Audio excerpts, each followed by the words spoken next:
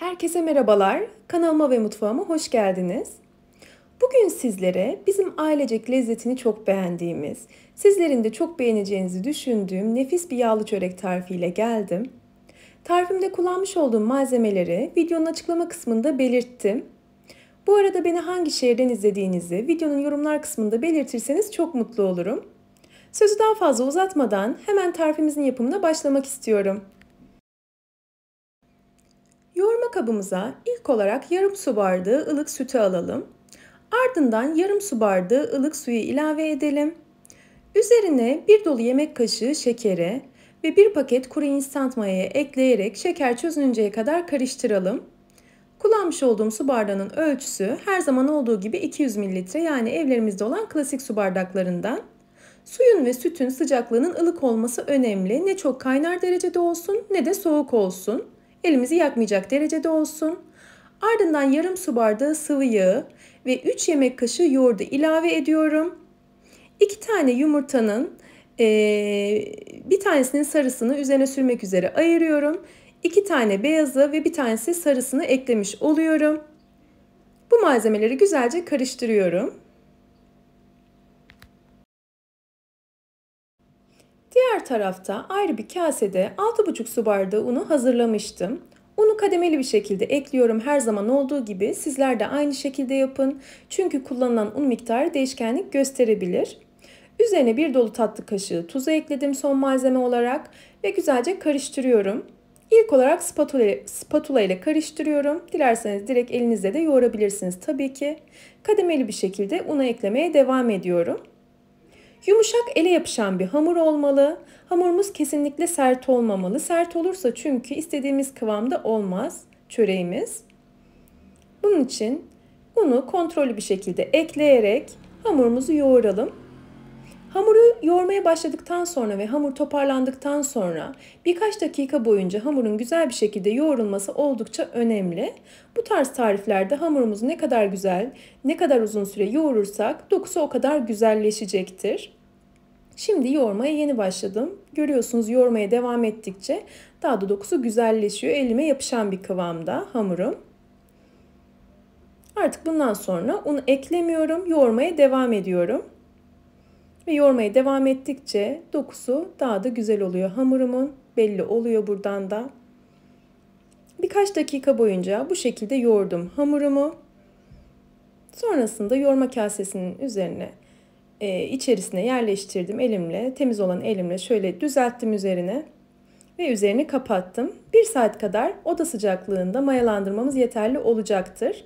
Hava almaması için ilk olarak streç filmle kapatıyorum.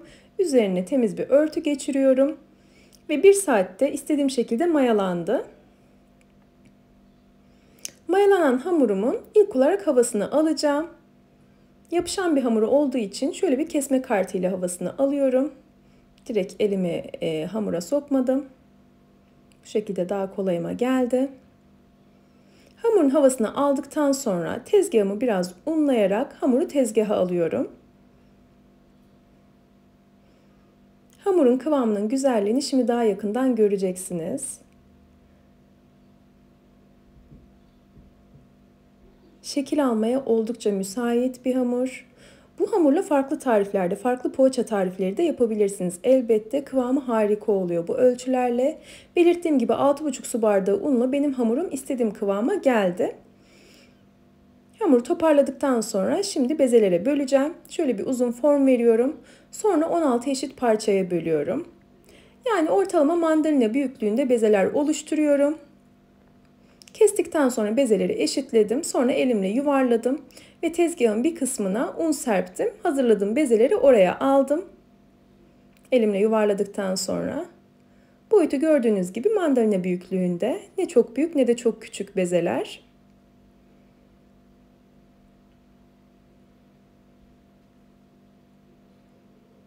Bezelere şekil verdikten sonra üzerine temiz bir bez örtelim ki hamurların üst kısmı kurumasın. Üstü açık kalırsa kurur çünkü. Üstünü örttükten sonra diğer taraftan artık açma işlemine geçelim. Tezgahı ve hamuru birazcık unlayarak tabak boyutunda açalım. Şöyle merdane ile açtım ben. Oklava ile de açabilirsiniz tabii ki. Çok aşırı una bulamanıza gerek yok. Bir miktar un yeterli olacaktır. Bu boyutlarda açmanız yeterli. Şöyle üzerindeki fazla unu da gitsin diye birazcık silkeliyorum ve diğer tarafa alıyorum. Tüm hamurları açma işlemi bittikten sonra artık döşeme işlemine geçeceğim birazdan. 2 tane hamuru açma kısmını gösterdim. Daha da fazla uzatmak istemiyorum.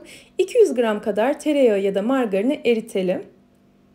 Erittiğimiz tereyağından bir miktar borcama ya da farklı bu genişlikte çukur olan bir kaba alabiliriz. Bir miktar tabanına yaydıktan sonra açtığımız hamurlardan bir tanesini yerleştirelim. Bu şekilde sırasıyla üst üste döşeyeceğiz. Aralarına bol miktarda erittiğimiz yağdan ekleyelim. Elimi bulaştırmadan şöyle kaşıkla dağıttım ben. Ve tüm hamurları üst üste koyacağım. Üst üste gelecek şekilde sıralayacağım. Tüm katlara tereyağından bol miktarda bitinceye kadar ekleyeceğim. Bu kısmı da şimdi biraz hızlandırıyorum. Çok fazla sıkıcı olsun istemem.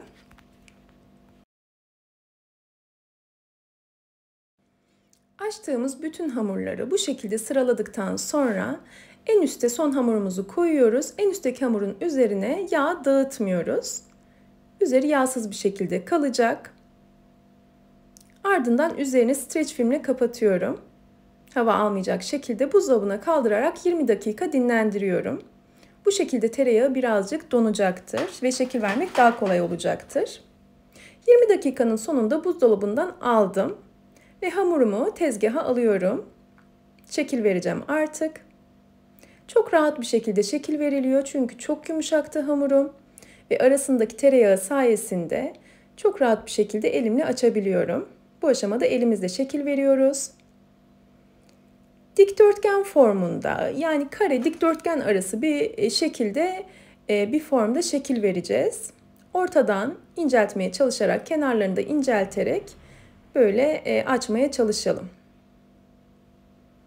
Şöyle uç kısımları birazcık kalın kalmıştı. Onları da elimle incelttikten sonra keseceğim. İstediğim şekilde dikdörtgen formunu vermiş oldum.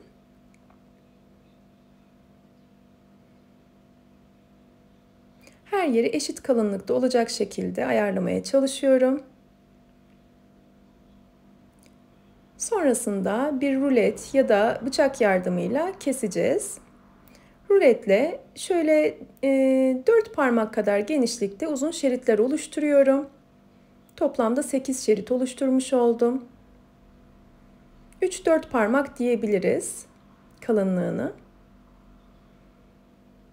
Sonrasında bu oluşturduğumuz şeritleri yuvarlayacağız, rulo yapacağız.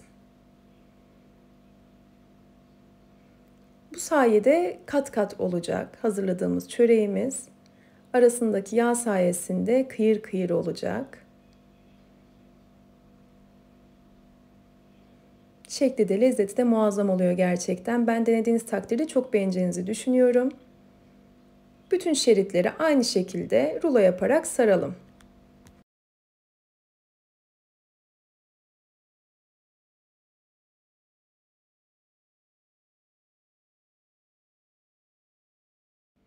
Yağlı kağıt serdiğimiz fırın tepsisine bu hazırladığımız hamurları alalım. Aralıklı bir şekilde. Tepsiye aldıktan sonra üzerine elimizle bastırarak şekil vereceğiz. Bir tane fırın tepsisinde 8 tanesi tam olarak ideal oldu bence. Birbirine yapışmadı. Daha ince şeritler ya da daha kalın şeritler oluşturarak bu çörekleri daha büyük ya da daha küçük de hazırlayabilirsiniz tabii ki. Bu boyut bana göre tam olarak ideal oluyor. 8 adet çıkıyor. Üzerine elimle bastırıyorum.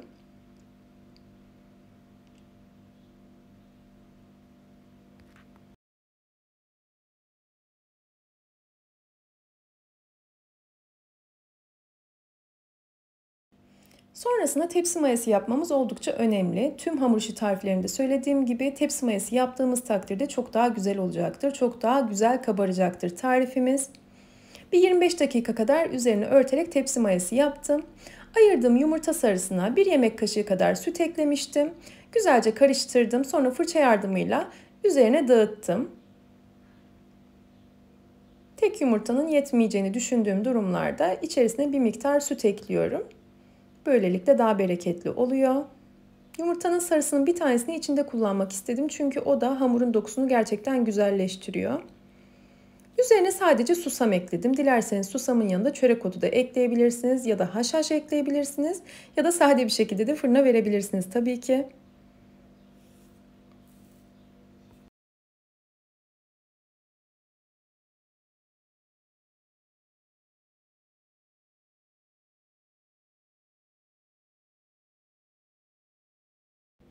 Önceden ısıtmış olduğum 190 derecelik fırında ortalama 30 dakikada bu şekilde çok güzel pişti çöreklerim. Sizler kontrollü bir şekilde pişirin. Fırından fırına pişme süresi değişkenlik gösterebilir çünkü. Halen daha sıcak şu an esasında. Fakat ben çekimi bir an önce bitireyim istedim. Vaktim sınırlıydı. Bunun için sizlere iç dokusunu göstermek istedim. Tel tel ayrılıyor gördüğünüz gibi. Biraz daha beklediğinde çok daha yumuşak oluyor. Ben lezzetini çok beğeneceğinizi düşünüyorum. Umarım tarifimi denersiniz ve beğenirsiniz. Eğer tarifimi denerseniz ve beğenirseniz aşağıda yer alan beğen butonuna tıklarsanız çok mutlu olurum. Hala kanalıma abone değilseniz yine aşağıda yer alan abone ol butonuna tıklayarak yanındaki bildirim ziline basarsanız yeni tariflerimden anında haberdar olabilirsiniz. Yeni tariflerde görüşmek ümidiyle sağlıkla ve afiyetle kalın, hoşça kalın.